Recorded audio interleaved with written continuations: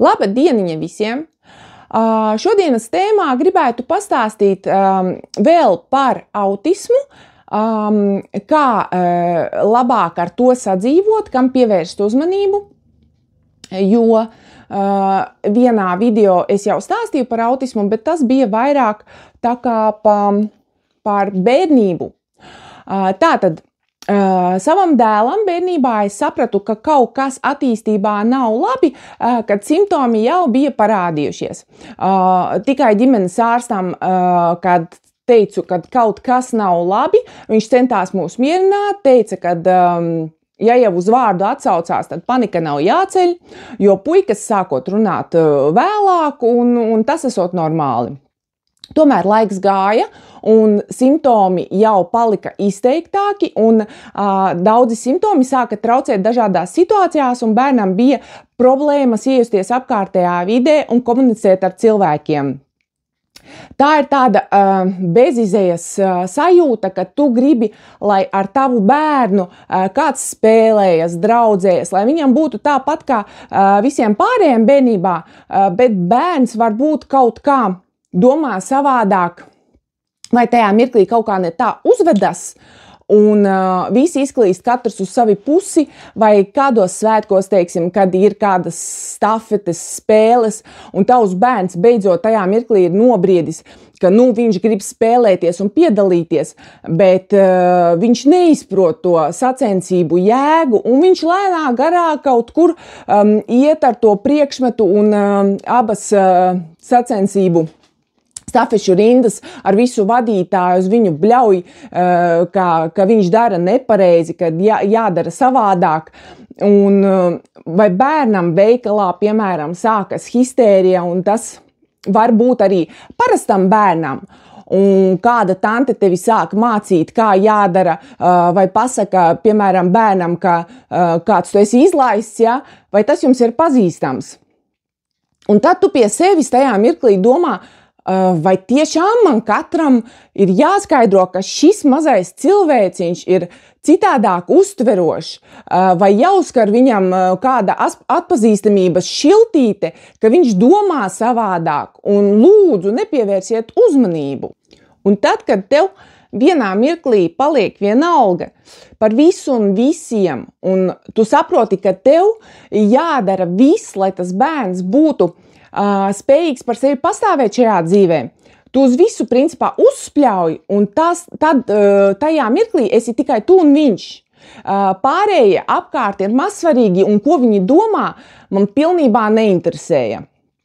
Un, protams, ka vēl ģimenē ir tētis, vēl mums ir māsa, ja? Arī tiem cilvēkiem daļēji tika mazāk uzmanība, bet ir jāsaprot, kas ir svarīgāk, un tāpat laikā var iesaistīt kaut kādās lietās arī ģimenes locekļus, lai viņi nejustos tik atstumti un justos noderīgi šai mirklī. Daudzi cilvēki domā, ka autismu var pamanīt. Pēc manām domām viskrasāk to var pamanīt, kad bērns ir mazs, bet pusaudžu vecumā tas viss ir atkarīgs no tā, kā un cik cilvēks ir spējis pielāgoties dzīves apstākļiem. Katram autistam ir kaut kādas savas iezīmes, nianses, ja, kas viņam varbūt kaut kādā mirklī var palīdzēt, un kaut kādā mirklī var ļoti, ļoti traucēt.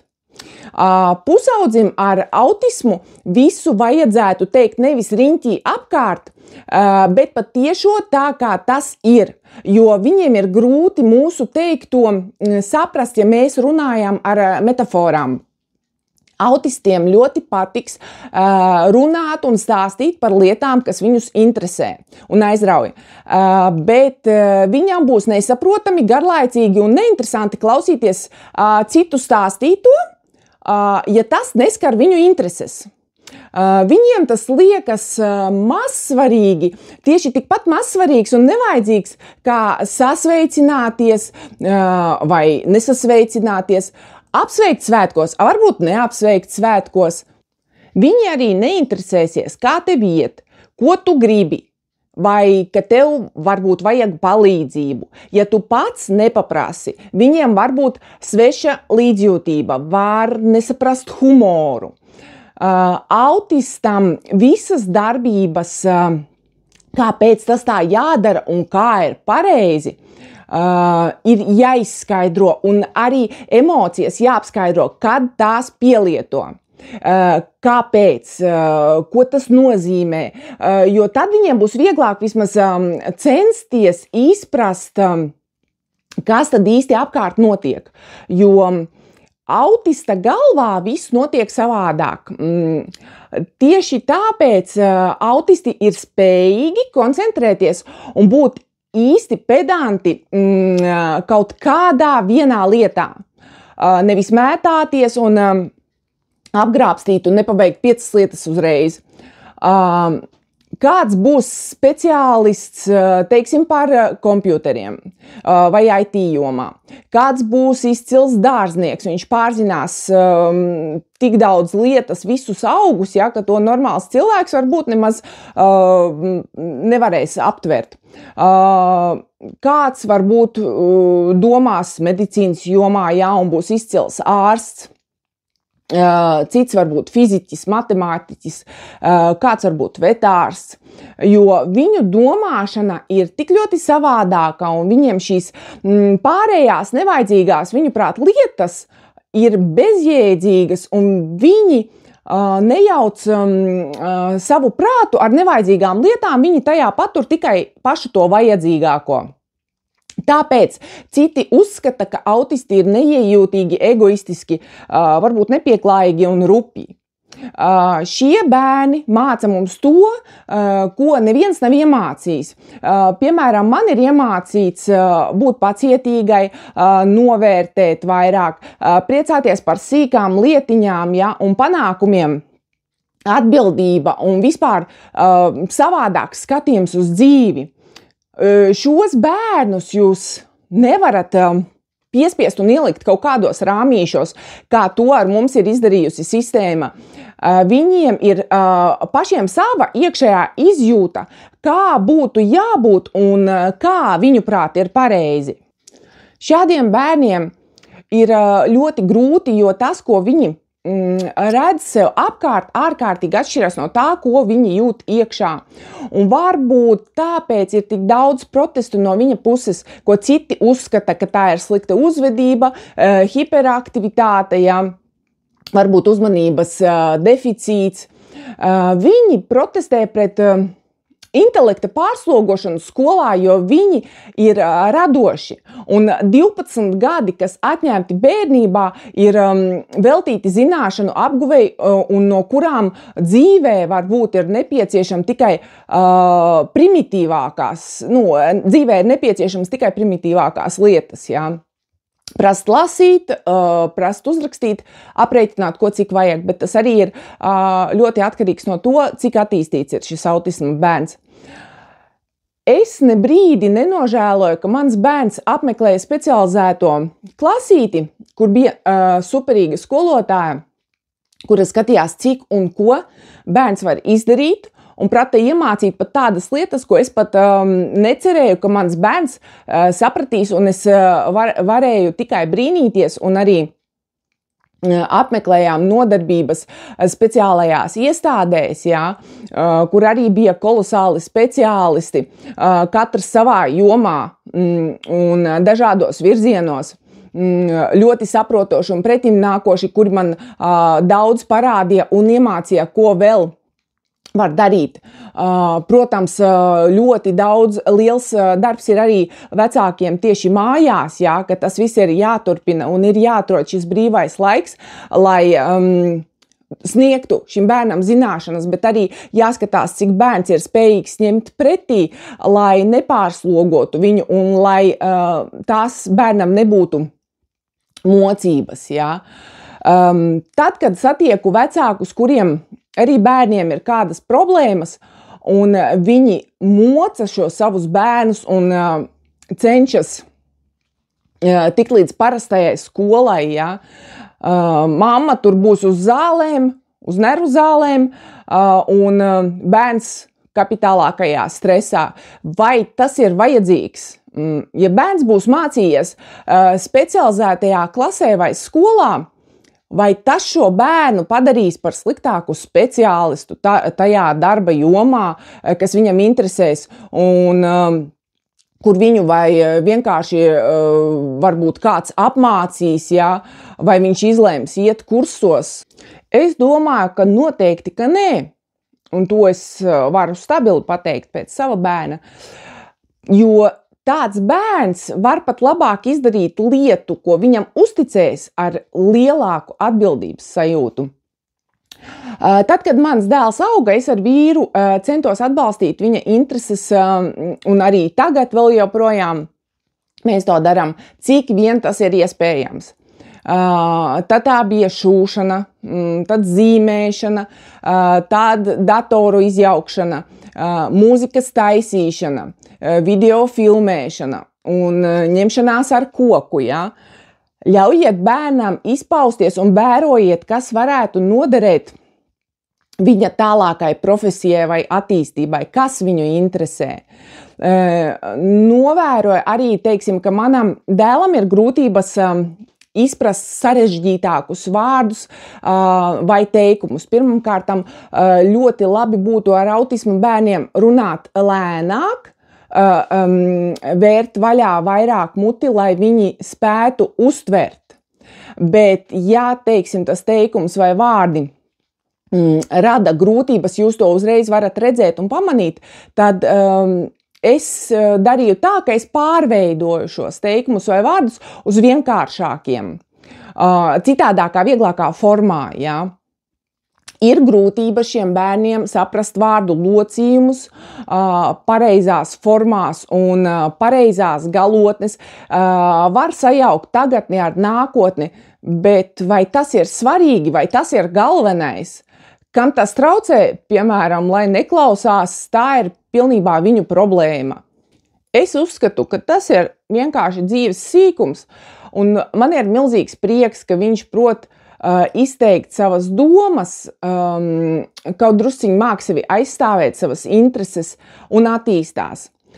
Lai pusaudzim ar autismu attīstītu valodas krājumu un lai viņš kļūtu drošāks, es ar vīru iedrošinājām dēlu uztaisīt savu YouTube kanālu, kurā viņš stāsta par instrumentiem, jo tie viņam ir ļoti nepieciešami strādājot ar koku, un tas viņam ļoti interesē, un klipu var pārfilmēt, izlabot, izgriezt nevajadzīgo, ja, samontēt kadrus kā vajag, un viņš saprot, ka tas var noderēt arī citiem, jo stāsta viņš sīki un smalki, lai pat bērns varētu noskatīties un visu saprast.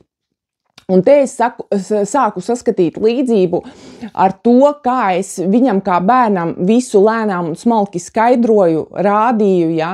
Un tagad jau viņš šo visu pielieto, lai rādītu citiem. Liels prieks, ka tas viss noderēja ne tikai man, bet to vēl var izmantot tālāk. Lai jums būtu labākas attiecības ar autista pusaudzi, nekad neapvainojieties uz to, ja kaut kas nav pa jūsu prātam, vai viņš nav kaut ko izdarījis. Vienkārši mierīgi aprasieties, vai viņš nav piemirsis, un kad viņam būtu laiks to izdarīt. Negaidiet, ka viņš jums katru reizi nāks un stāstīs. Izrādiet paši savu interesi, apjautājieties paši sīki un smalki, cik jūs gribat zināt, kā viņam gāja, ko viņš darīja, vai viņam viss sanāca, ko viņš gribēja izdarīt, vai jūs kaut ko varat viņam palīdzēt, ja? Nevis uzreiz skrienat un darat viņa vietā, nē, paprasiet. Vadieties pēc sajūtām, vai tajā mirklī šis autista pusaudzis ir gatavs kontaktēties, vai varbūt viņš ir noguris, un jūs varat to izdarīt vēlāk. Autisma bērniem ir grūti saprast daudzas mums elementāras un saprotamas pieņemamas lietas. Vēl šie unikālie cilvēciņi spēj apvienot dažādas lietas, piemēram, lasīt un klausīties mūziku vienlaicīgi.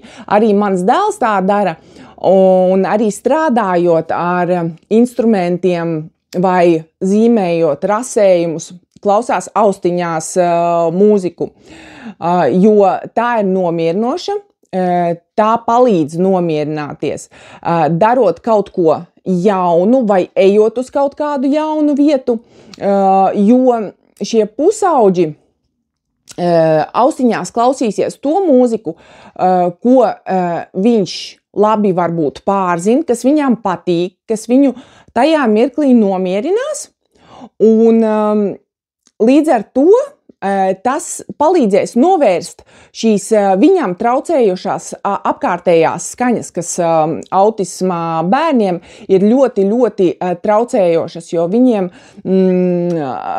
ir tā, ka viņi dzird visas skaņas kopā, un tas varētu būt kaut kas līdzīgs, kā es to iedomājos, kā apjucis orķestris, kurā skan vienkārši kišmiš.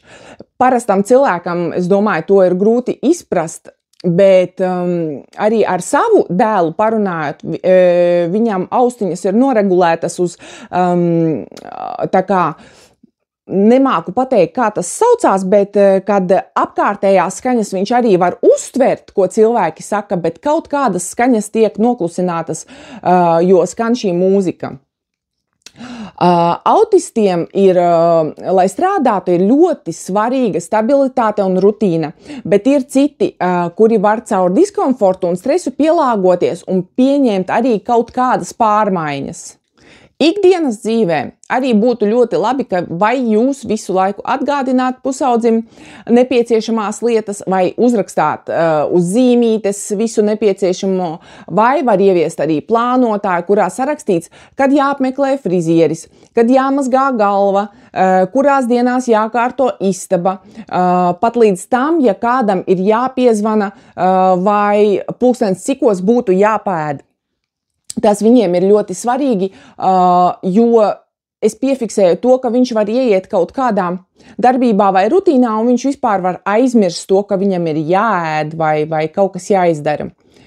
Tad obligāti atrodiet vajadzīgos jautājumus, lai ik pa laikam aprasītos par veselību un saprastu, vai viss ir labi. Jo ir pieredze arī tajā, ka manam bērnam bija pasliktinājusies redze, bet viņš nesaprot, kā būtu jābūt un kā ir labi. Un tad skolotāja teica, ka bērns miedz acis, kad skatās uz tāfeli, kaut gan mājās es nebiju neko tādu piefiksējusi, un izrādās vajadzēja brilles. Tad, piemēram, bija gadījums, kad spēlējot futbolu, dēls sastiepa saites, un viņš 2 nedēļas nesūdzējās par sāpēm, visu stīvumu norakstījām uz muskuļu pārslodzi, ka viss pāries, kamēr pēc 2 nedēļām netīšām neieraudzīju milzīgus zilumus uz kājām, un tad uzdodot jautājumus, izrādījās, ka viņš no sāpēm pat pa nakti mostas, jā. Tāpēc pievērsiet tam uzmanību, ka arī šajā jomā autisti nezin, kā tam ir jābūt, kas ir pareizi un kas nav pareizi, un jūs šīs atbildes varat atrast, uzdodot viņam pareizos jautājumus. Vecākiem būtu jāsaprot tikai viena lieta, ka tas ir jūsu mīļais bērns, un neviens no mums nedzīvo mūžīgi.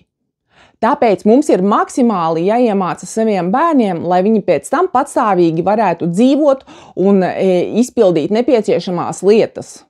Iemāciet viņiem arī aizstāvēties, pastāvēt par sevi kaut kādās noteiktās situācijās. Cik tas ir iespējams, izstāstiet par krāpniekiem, lai viņš prastu iepirkties, gatavot, nokārtot un rīkoties ar karti un internetbanku.